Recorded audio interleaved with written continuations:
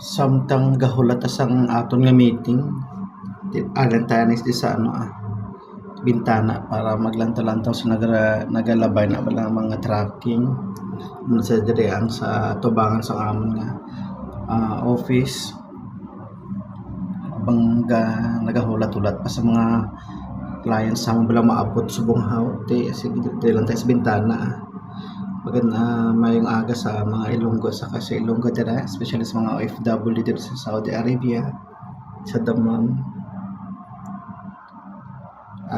Happy Valentine's Day kali sa aton nga tanan. Sana lahat kita ay safe and sound at saka hinahinay lang kamo karon sa gabi. Alam niyo na ibig ko sabihin. Huwag kayong kalimutan ng mga family natin. Kung ikaw ay bachelor, alam mo na himuon mo. Kung ikaw ay may asawa diri, strike the iron while still hot. Kung ikaw naman ay naghahanap pa na meron dito, hinahinay lang.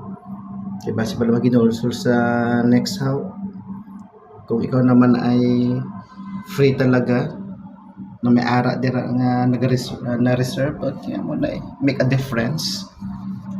Pero sa akon nga asawa sa Pilipinas, love, Happy Valentine's Day.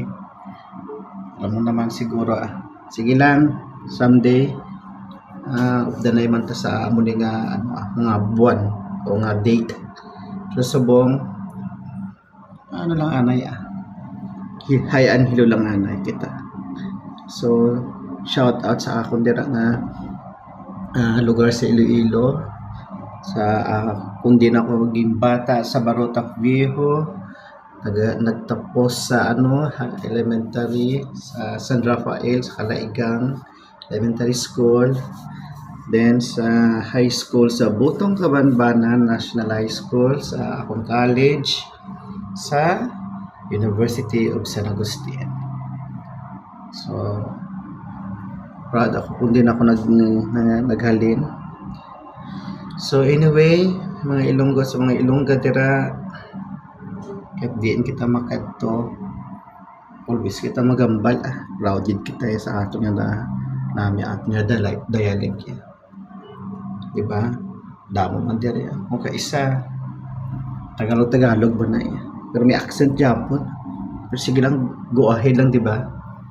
So dire ka ako subong sa Dammam, sa 3rd floor ito kila gahulat sa amon nga meeting. So hanggang diri lang ani subong akon nga pulo sa video. So once again, Happy Valentine's Day sa lahat, special sa ako mga kapwa Ilonggo at saka Ilongga. Have a nice day. I love you.